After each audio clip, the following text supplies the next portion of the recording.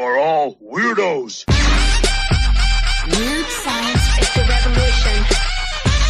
Weird science is the revolution. Hello, everybody, and welcome back to the Weird Science Comics YouTube channel, where I'm going to be dipping back into the archives for a best worst comic book show that I did back in 2020, and it does feature Batman Odyssey #1 by Neal Adams. And since I recorded this, Neal Adams unfortunately has passed, so R.I.P. to Neal. But also, just a shout out, I never would have really gotten that involved in these Neal Adams things, but my man Reggie, who used to be on the show with me and Eric, our DC Comics show, and used to do a ton of stuff with me, unfortunately, he has passed in the last couple of years as well. So it's a double shout out, double dedication to Neal Adams and Reggie, because Reggie just loved Neal Adams. He thought he was the greatest, but we had so much fun talking about Neal Adams and how every panel and every drawing of Neal Adams, everybody has completely lost their minds. Everything looks fantastic. One of the greatest artists, but everybody is so emotional, and his writing is wacky, to be nice. Now we're going to go into this, and remember, this is just for fun. I think I even mentioned in this is the things that I love. When you say worst comics ever, the things that I really like are the ones that are bad because they're so funny and you could laugh at them and with them and just have fun with it. And that's definitely Batman Odyssey. So I hope everybody enjoys this. Like I said, this was a Patreon show back in the day. And if you like what you hear, maybe it might inspire you to go and check out our Patreon, patreon.com/Weird Science, where we do have a ton of comic book shows, reading clubs, stuff like a Walking Dead reading club, a Hellboy reading club, and a lot of DC, Marvel, and even manga stuff as well. So maybe go and check that out. But thanks a lot for letting me intro in here. But here is the show. Hello, everybody, and welcome to the Best Worst Comic Book Show, a show where I go through some of the worst comics, but they're so bad that they're good. Kind of. Not really. And there are some holy grails of bad comics, bad good comics, because some comics are bad in a way that, you know, bad things happen to people, very inappropriate things, stuff like that. And that's not really what this is always going to be about. I like the ones that are bad funny, and you're laughing at it, not with it. And this one is, again, like I said, a holy grail, maybe the holy grail of these, and it is Batman Odyssey. I'll be talking about Batman Odyssey #1. And yeah, if people are down with it, I'll just continue with Batman Odyssey until we're done, because it's got awful. It is so bad. And all the things now that Neal Adams has had in the past years, and right now he's coming out with the Batman Ra's al Ghul that may be canceled as we talk here. That's bad. And really, if we really want to be honest, the last issue, I believe it was issue 3 of Batman versus Ra's al Ghul, that may be the worst issue of a comic that I've ever read. I mean, just so much was wrong with that. But this is where a lot of that all began, and you end up having a lot of threads run through all these Neal Adams in that really bad, convoluted, awful Neal Adams verse that nobody wants to live in. But yeah, a lot of it started here. Batman Odyssey #1. It came out in July 8th, 2010 to be exact. So a little bit more than a year before the New 52 came out. And the only reason I mention that is because this seems well dated, way more than what we'll get at the New 52. This feels so out of time and just odd. Oh, my. And I will say before we go, the art in it is great. I love Neal Adams' art. If you're not a fan, then you can hate it for even more things than what you should, because the dialogue, the progression, the setup, the characters, all of this stuff is just awful. Awful. It's written by Neal Adams, art by Neal Adams, inks by Michael Golden, colors by Continuity Studios, and letters by Rob Lee. And I'd like to talk to Rob and say, Rob, what do you think when this script came over your desk? Because you couldn't have read this and then had to letter it without just shaking your head. Yeah, you'd be able to look at the nice art, I guess, but the words, oh my, they just don't make sense. You start off with Bruce Wayne, not in the cape and cowl. This is a bare-chested Bruce Wayne, and I do think that ever since back in the day where you ended up having Neal Adams draw Denny O'Neil's, bare-chested sword fight of Ra's al Ghul and Batman, you see that there is a bit of a fetish with Neal Adams for a hairy-chested, bare-chested deal of Bruce Wayne, because there he is, and he's talking about a time he got shot way back in the day when he first started. Oh my, I just put on the costume, became Batman. A lot of things I learned. Says I was only a little bit older than Dick is now, which is a weird thing to say because when we come back, it seems as if he's talking to Dick, though every time you return to him talking in the Batcave, something else is different. He's dressed. He's not. Robin's getting dressed. All these things going on as he's telling the story about a great train robbery that back in the day he tried to stop. He ended up getting word, paying for information that there was going to be a robbery on this train and that it was going to and the way that he spells it out is even more crazy. There's going to be a forming of a strange alliance. But for what? Robbery, kidnapping. Hardly seem possible. Worse? And I'm telling you, this dialogue is so bad in the narration. Everything is awful. But you end up getting a quick deal where he's going through the train and he goes past the conductors collecting tickets. And they go, oh my, Mr. Wayne, you going for a spot out there on the observation deck, are you? And then Bruce say, yeah, I am. I'm going to go out there. Oh my, not a lot of observation decks left on trains. And then on the side thinks, in fact, most of them are against the law.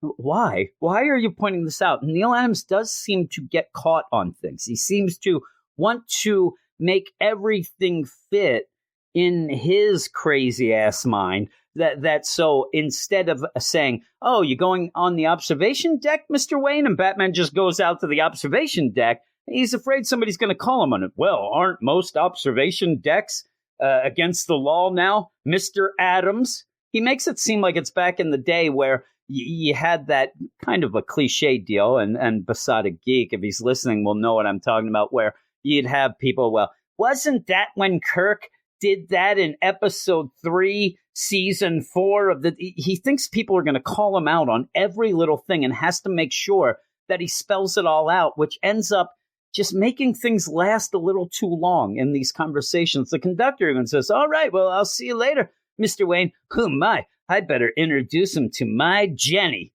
No, that's not happening. And he goes out on the observation deck. He ends up putting on the Bat costume, the cape and cowl, thinking to himself, man, I'm pretty crazy wearing this costume, right? Frighten criminals. More like I'm a buffoon, huh? And they're like, all right, we get it. You're a little wary of being the Bat.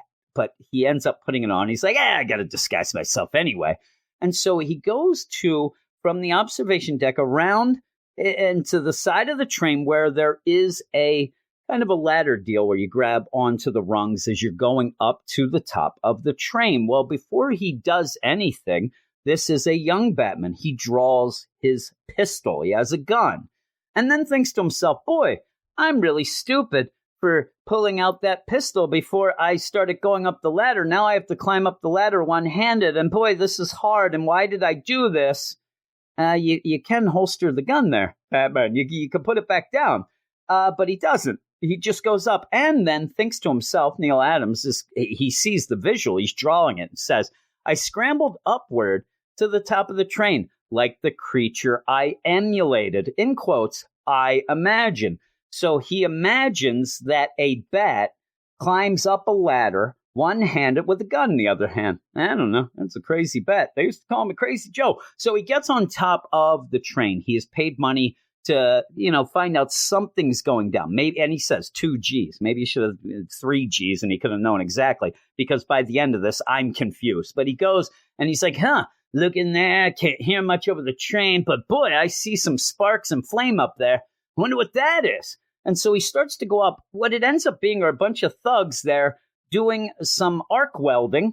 I'm guessing maybe they're trying to cut the train so that they get the thing that we're going to see in a minute, but it really doesn't make a ton of sense because it makes it seem as if this train is smuggling a gas truck.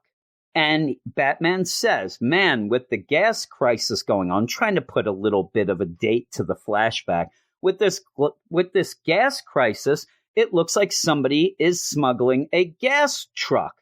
But then the bad guys seem to be trying to steal the gas truck, but who put it there and all these things? And you kind of get a little answer at one point, but then that just disappears into a haze. But there's Batman who's like, all right, and he's noticed. He's noticed by these bad guys. One of the guys freaks out, says, oh, nah, it's a demon. It's got claws. It's from hell. We're going to die. It's a demon. He keeps yelling. He's lost his mind, this guy. The rest of them are just like, holy hell, what? Let's kill him, kill him, kill him. They just keep yelling it, and they open fire. They draw the guns out. They open fire on a Batman who then ends up being able to use the classic, oh, they're a superstitious lot, or at least that one guy. He even is impressed with himself, like, well, at least I got that one guy, that's scared of this. We'll work on it a little. He ends up saying also, I got this Batarang Model 37 test model, and I'm going to throw it, and I'm not going to try to hit guys with this because this is a grappling hook zip line Batarang. So what I'm going to do is I'm going to throw it, get it around a railing, and then I'm going to, in a cool deal, and the art's cool, where he jumps off the train and uses this zip line to kind of swing around to go to that car ahead of him where the bad guys are. In the meantime, he's talking a bunch of nonsense about the law of average caught up to me.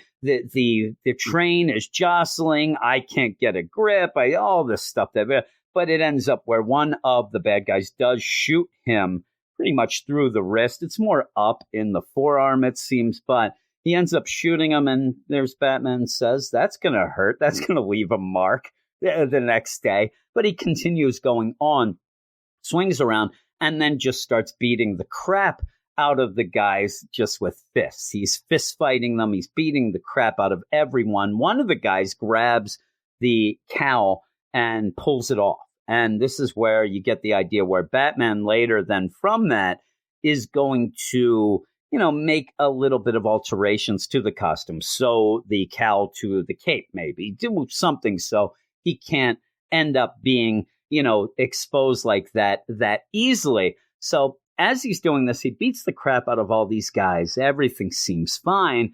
And then out of nowhere, you get, hey, hombre, Marcialago. And you end up where Bruce there, without the cowl on's like, blast. Batman, that's good. I like it because that hombre Marcialago, that is Batman in Spanish. So he likes the name. That's where he gets the name Batman. He'll go with that. And at least it's one of those, I hate people who make their own nicknames, so at least somebody did it. Now, who is this? Because he says, I think I know that voice. That's Commissioner Rodriguez. It can't be. It just can't be. So you're like, okay, Commissioner Rodriguez, not familiar with the fella, but this is what you would think the commissioner of, the Gotham, all this going on. And when you see this guy, boy, he is moonlighting as a, filthy pirate or something. He ends up having two headbands. He's got a tunic on, combat boots. I mean, what's this, the designer? He ends up having a machete, a missile launcher, and a gun. He is strapped to the teeth. He's yelling and screaming. He's speaking in Spanglish with this. And I just wonder if this is the Commissioner Rodriguez, or is Bruce such a piece of shit that anybody he hears speaking with a Spanish accent and also, throwing in some Spanish words like El Stupido, the only one he knows is that Rodriguez guy, so it must be him. It never, in this issue, never plays out that Boy, if anybody had a picture, and this is, I'm Commissioner Rodriguez, and I approve that message. And they have this picture of this crazy ass guy with this missile launcher. So out, it's so crazy. But he's just basically saying, listen, hombre, you're interfering with national policy. my costume brother, are you prepared to kill me? Now, also, he doesn't have the cowl on. And if this is Commissioner Rodriguez, you would think that he would know that it's Bruce Wayne. Also, at this point, Bruce has seemed to age about 10 years from when we saw him at the beginning heading off to the observation deck. But you end up where he is there facing Rodriguez, I guess, and he's got to decide. All right, you end up where I'm going to have to shoot this guy. Rodriguez seems to say that he is going to blow the car to Kingdom Come. He's going to shoot a missile launcher into this gas truck and blow everything up. Again, I don't know how this even ties into anything, where he just shows up and he's going to do this. He doesn't think that Bruce will shoot him. He has seen Bruce shooting guns, not people. He says, you're not a killer. You're not going to do this. You're going to try to shoot the gun out of my hand, but you can't. It's a missile launcher. It's also here against my chest. You're not going to be able to do it. This is where Bruce has to decide, am I going to shoot him, or, you know, he knows my bluff and what's going to go on. And even says to himself, I'll have to shoot him, execute him. I, God, execute. All right. And so we pull out of the flashback. We're in the Batcave where a Dick Grayson is like, gee whiz, Batman, you shot him? And then Batman, who is there holding the guns, reenacting this with his VR cowl on that we actually saw in the Batman versus Ra's al Ghul, that seemed to be the thing that was going to brainwash Bruce. Who knows? He's there like he's playing a game. He's playing, what's it called? The House of the Dead there with his guns. He's like, shoot him. I mean, I had to, didn't I? And then says, well, I calculated everything. I was real accurate with the handguns. And so let's go back to the story. They go back to the story. It's almost like the guns ends up being Fred Savage in The Princess Bride. You didn't tell me this was one of them kissing stories. Well, all of a sudden, guns! He's getting driven nuts by this. We go back where there is Rodriguez. I'll keep saying, I guess it's the commissioner, who's like, all right, we understand each other now. You step away, boy, because my men are going to finish their jobs. And then you end up Bruce just screaming. And everybody in the Neal Adams book always screams. Nobody talks. I've done the math. It's your life against the people on this train. You lose. You set the stakes too high, is what Bruce says. And then we see that Rodriguez, Commissioner Rodriguez, head gets blown straight off of his shoulders. He is dead. He is the headless horseman now. He has no head. He lost his head. You end up, so how is this going to work out when they find the dead body of the commissioner? What's going to happen here? All of this, are they going to be able to even identify him? Because in my mind, you're going to get bruising on, cut off his hands and feet and throw him in. But that's the thing. You go back to the Batcave, where now Robin is getting dressed up in his Robin costume. He's on the side. Bruce is taking off that VR cowl, still has the guns. And you have Dick Grayson's losing his mind. You shot him? You couldn't find a way out of it? And then Batman says, of course I didn't shoot him. I was helpless. He called my bluff. All I could think of was that grenade launcher and what would happen if he shot it at the tank. Okay, well, this isn't explaining how the guy got his head blown off his shoulders. We end up finding out because he says what happened was a maniac showed up. And then Dick Ray, a maniac? And then we go back and see that there was some Spanish undercover agent working out of Mexico. And then, as an aside, wasn't operating in the U.S. legally, just so you know. He ended up doing this and ended up shooting the Rodriguez in the head, blowing his head off, and then ends up and really looks like Geraldo Rivera. And that is not, he does. And so Geraldo here says, listen, why do you have those guns? Now, in the meantime, too, you end up having Bruce holding the guns that are smoking, it seems still, as if he did shoot them. But he's like, they're for defense, the guns? And then Geraldo's like, no, guns are not for defense. Don't pretend that you're something you're not. You're not a killer. Get rid of those nonsense guns. I'm out of here. And so, yeah, that's where Batman realized at that point, yep, I'm not a killer, and I don't want to use guns because that's how my parents got killed. And oh my, right before my eyes, you have a little flashback there. We go back to the Batcave. Now you have fully dressed Batman and Robin at a different location where they are standing next to the big T-Rex. And Robin seems to have grabbed one of the guns from Batman. He's loading it or looking at it. And he's like, man, you know what? Kind of like these guns. They give me a lot of confidence, Batman. I think that I could go out and get the ladies with these. And he's like, whoa, what are you saying? But he says to Batman, don't you feel it? Don't you see it in the eyes of these villains that we go against?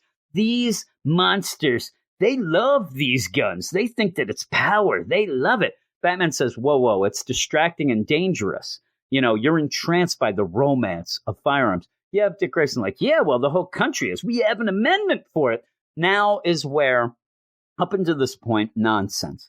We're going to hit DEFCON 50 in nonsense, because as this conversation continues about guns, about what would happen if you had a gun in a fight, it makes barely any lick of sense. But what really doesn't is, as this conversation is going on, Kirk Langstrom, Man-Bat, has shown up, grabs Dick Grayson, Robin, and takes him up in the air to fight. But you don't know why. You don't know what. You have no idea what is going on. Batman does not even bat an eye at what is going on. You end up having Dick Grayson say a little to Kirk Langstrom as he's being zipped around the Batcave, but mainly is just continuing to talk to, I guess, a distracted Batman, because they are all over. You end up having Dick Grayson doing flips off of Kirk Langstrom. Kirk is kicking him. There's all the stuff going on as Batman says, hey, let me ask you something there. And Kirk, when he shows up, he's like, try an approach from above, dynamic duo. Ha ha. And he grabs Dick Grayson and flies up. And then Dick says, Kirk, is that the best you can do? Stick to science, buddy. As the conversation with Batman about guns continues. So Batman says, okay, here's the deal. Darkened room, 20 men. Let's say they all have guns except one person, you. And then Dick, exactly. Whoa, guy, me? Got it. And then he says, who will get shot first? Now, as he's saying this, Kirk is kicking Robin across the room in the air. Robin is going to tumble and then land safely because he's an acrobat, but never really cares, but says, what? Who'll get shot first? I don't have a gun. I'll get shot first. Me, the guy who doesn't have a gun. It's almost like I will take the lockpicks as I am the master of unlocking. And he says, that it'll be me. I don't have a gun. I'll be killed first. No. You're the most likely to survive by far, says Batman. Why? Because there's Robin. What? How can you say that? I'm unarmed. I got nothing. And Batman says, that's why. Because the people with guns will not think of you as a threat, and they will not shoot you. So he said, you are the most likely to survive by far. This makes sense there for Robin then. He's like, okay, I get it. That makes some sense. They're going to concentrate on the threat of the other people with guns. Now Batman continues with the next question. Who is more likely to survive? Well, you just told him that 2 panels up, but you end up where Robin continues like a dolt. I guess me. I haven't got a gun. Huh? Yeah, well, the 20 armed men around taking and shooting, they're going to be doing their thing, and you're going to duck, and you're going to be able to get out of the way. And as he is pretty much doing a Rey Mysterio to Man-Bat here, where he's got his legs wrapped around his head from behind, and he's swinging him around and grabbing him. And and then Batman said, well, you still could be shot by accident. I mean, let's throw that in there. But you will be tucked away. And those last 2 guys, they're going to shoot each other, and then you'll be there. The guy without the gun wins. And so that's, and there's Robin. I'll survive? Yeah, you will. Cool. You hear that, Kirk? No gun, and I survive. And Kirk's just like, rah! As he's getting pulled around. Home turf advantage, Kirk. What the hell is going on? You end up where the scene ends then with Robin pushing off of Kirk, saying alley zoop, and goes off, takes 3, 5, 10 little somersaults, lands then on the cave floor, where then Kirk ends up crash landing. He's like, and he lands. And so then you end up having Batman say, all right, Kirk, have you verified my suspicions? And like, okay, there it is. And in the narration, you end up having Neal Adams. And again, we are, about halfway through this issue, and nothing makes sense. And you have Neal Adams with this whole deal. He's like, I didn't think that anything was going on at this point. I thought that everything was fine. I wasn't doubting myself, but maybe I should have, because I hadn't done my homework. And now I was playing catch up. I had an idea. I had no idea what the mystery was that I hadn't solved. If you asked me then, I wouldn't even know there was a mystery. So you have all these things where, what's going on? Kirk is there with a bunch of papers, and you have Bruce say, have you verified my suspicions, Kirk? Kirk says, that and more. You'll need to read this. The answer is B. Okay, B. There you go. And then you end up having a weird little, say no to drugs, kids, where Batman says, okay, there, B. How long have you been under the influence, Kirk? And you end up having Man-Bat like, what? And then Batman flips out. He flips completely out and pretty much just starts screaming at the top of his lungs at Kirk, yelling, tell me, Kirk, how long? And he's just screaming. He goes, Kirk, I didn't ask you to hear myself talk. Damn it. How long? And you end up, Kirk says, only 2 hours. I'm well within the limit. And it's important. The message is for you. And then you end up having Dick Grayson like, and he's like, ooh, this isn't going to be pretty. Batman 2 hours isn't as good as not at all. You could have come as yourself, not this atrocity. And he's screaming. You've gone through probably 10 minutes of acrobatic fighting with Dick Grayson, with Man-Bat, going through the whole cave, jumping around and flying. No reaction there. But when Kirk finally comes down and gives him what it seems as if Batman wanted, you end up having him flip out. Kirk's like, well, time was of the essence. And here's what he says. Time is of the essence, or if not, it's answer A. All right. And then he's like, that's it. Then take the anti-serum now. I don't want to be responsible for your stupidity. He's just yelling at him. Makes no sense. And so Kirk's like, okay. He has a needle in his hand. He has the anti-serum. And he's like, okay, I end up doing your work. I earned the small foray into the dark, wouldn't you say? And Batman says, listen, I see a glint in your eye. That's you, Kirk.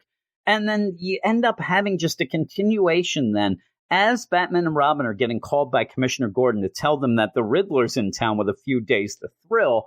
You have Kirk saying, okay, I'll take this anti-serum, but boy, the serum, it's crazy. And I'll take this. And, Batman and Robin, you're leaving. All right, I'll let myself out and take the serum. I'll do this. It just continues and continues. In the meantime, you do get Commissioner Gordon calling Batman and Robin and saying, hey, the Riddler, he's attacking. He has some guys at the pier and some guys at the Mint. What should we do? Should we go to the Mint or the pier? And Batman's like, all right, you guys are at the Mint. I'm going to the pier, because the pier is where this is going on. But the Riddler's at the Mint, and Robin is losing his mind. Why are we going to the pier? The pier isn't where he is now. He's at the Mint. And you have all this. But before this, you end up having them go, all right, Robin. And you have Robin say, I know, to the Batmobile, kind of giving you the whole wink, wink, Batman 66. So then you end up having Robin continue, again, because everything has to continue uncomfortably. It's a bat. It's a sports car. It's a plane. It's a supercar. And then Batman says, it's more than slick, boy blunder. It's James Bond cubed. And then you end up having Dick Grayson. It's the number 2 back from the shop. Wait a minute. Did you call me Boy Wonder? And then Batman says, turbos armed, biodiesel engaged. Come on. All systems on. Blunder. Thank God, Robin yells. It's so bad. So then as the systems come on, it basically looks like Kit from Knight Rider. As the systems are coming on, you have Batman reacting, and it gets ridiculous, where you end up having, the car systems online, seals, disengaged. Then Robin says, seals? Batman says, arf, arf. And then Robin says, underwater seals, really? All right, there we go. And so you have the whole deal where Commissioner Gordon's like, hey, my men expect you at the Mint, where the Riddler is, pretty much stealing ways to make money. And that's where Batman says, well, since you said that, Gordon, I think you're a jerk. We're all going to the pier. We ain't going to no Mint, so tell your guys to shove off. And so Robin's like, to the piers. As this goes on, you have a continuation of, you have Gordon talking to Batman and Robin. You have Kirk Langstrom behind them as they drive off, yelling and waving. And you have Robin just completely out of his mind about what they're doing. And you end up pretty much having Kirk Langstrom, don't worry, I'll let myself out. Don't worry, keep saying it. We'll talk to you later. Batman had said as he left, the only way he's going to talk to him later is if he uses the anti-serum, becomes Kirk. He don't want this stinking Man-Bat. So he's there. We'll talk later after I take the serum. And then Batman and Robin go, leaving Man-Bat in the Batcave by himself. And you end up having Robin say, well, the Riddler is at the Mint. We're going to the pier. Why? To save dinosaur bones? Are you nuts? I didn't know there was dinosaur bones. Everybody did. And says, well, the Riddler's going to be able to print his own money now if we go to the pier. And Batman says, yeah, and spend it if he's not caught. How much can he print? Where can he print it? Can he print it faster than the Mint? Best of all, who cares? All right. And then you end up having Robin say, I thought you cared about the Riddler. And Batman says, no, he's just a clown in tights. And Robin says, boy, you don't usually avoid a fight with the Riddler. And Batman says, well, you know what? I don't like to get led around. Does it sound like me to be led around by his stupid riddles? Robin says, yeah, it sounds just like you, as a bit of shade, and sits there laughing and says, the Riddler's going to be laughing at the Mint. And Batman says, not on this day. He gave us a clue. We will face the Riddler. The clue is a riddle that ends up meaning Mint. So I don't know what the hell is going on. Kirk is still in the Batcave. He's walking around, hey, let myself out. He keeps saying it. It's like one of those where if you ended up having somebody who is looking through somebody's things, like you end up going into a bathroom at a party and you want to see what these crazy people at this party, one of these swinger parties you're at, and you want to see what they're up to in their medicine cabinets, say. And they're and you go through, hey, don't worry about me. I'll be out in a minute. I'll be there. That's how he's going around. Yeah, I'll let myself out. Hey, Alfred will be fine.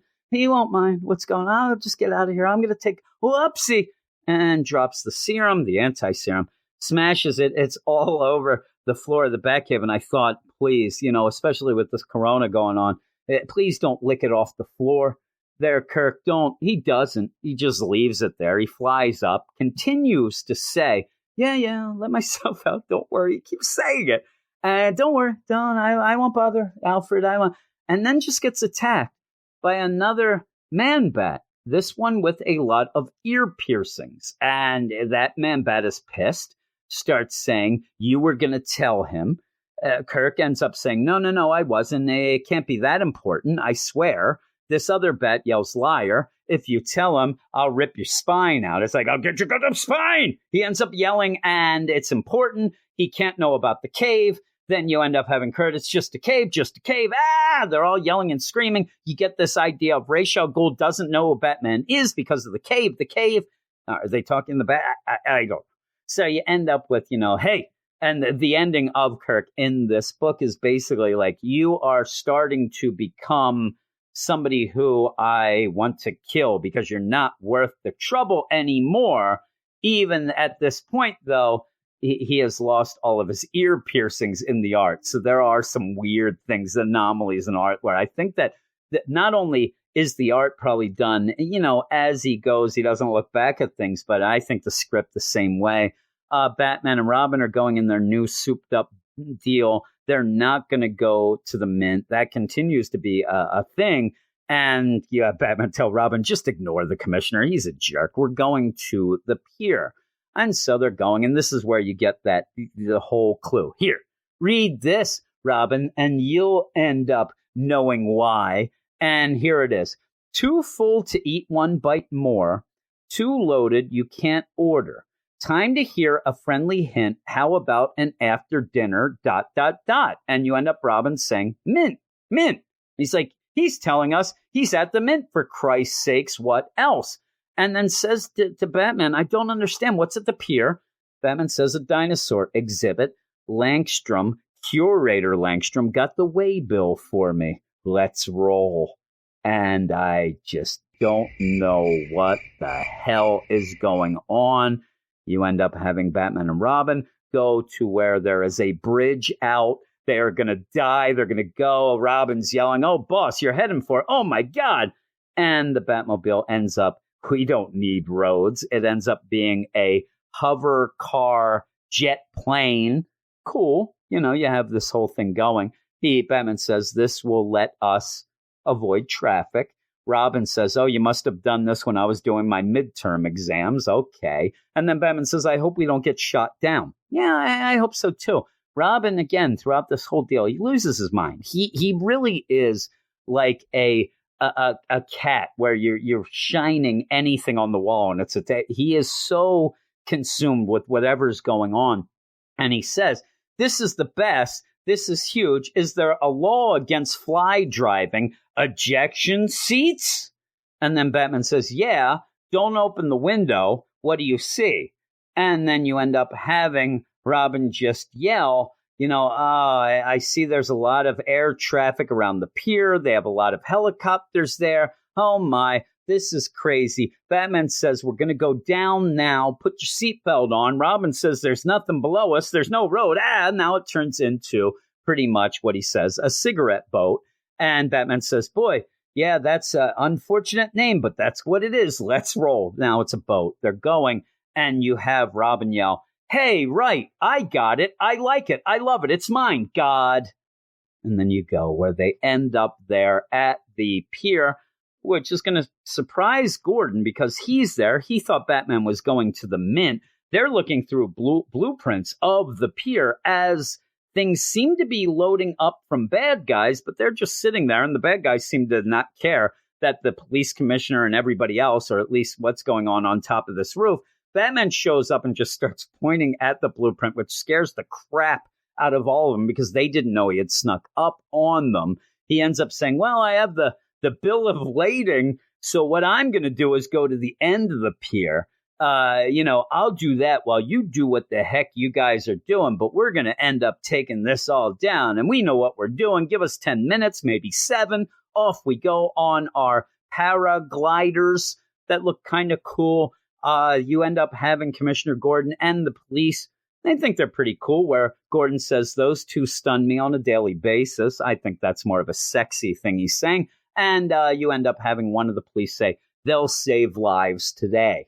All right. And then you end up with Gordon with the bullhorn yelling to his guys that they have 7 minutes. Batman and Robin are cutting off the raiders, escape from the end of the pier. I want Batman to show up and go, Gordon, shut the hell up. This is our plan, you idiot. You're saying it through a blowhorn. Oh, my God. And so you end up having these choppers go. And then inside, I guess, at the end of the pier, what we end with is a bunch of bad guys that are surrounding a young girl and her dad. And you end up having the bad guys say, okay, tell us what's going on here. Where are the hydrogen tanks? You end up having this guy say to his daughter, keep organized, Louise. Do what they say. The little girl says, Daddy, I'm trying. And then you end up having a very well-dressed bad guy say, okay, where are the hydrogen tanks? I won't ask again. I'll just kneecap you. And you end up having this guy point to a thing and says, there they are. They're labeled, you asshole. There they are. And yeah, you can just get in. It's a hydrogen-powered car. You can drive across the United States. And you have this well-dressed guy with the machine gun say, good. blow to hell, and starts blowing up this car with the hydrogen tank. And I can only think that this would be the pretty much, we want gas to rule, the hell with your hydrogen cars. And you end up like, really? Like that's what it seems to be. This is nonsense. It's utter nonsense. It is.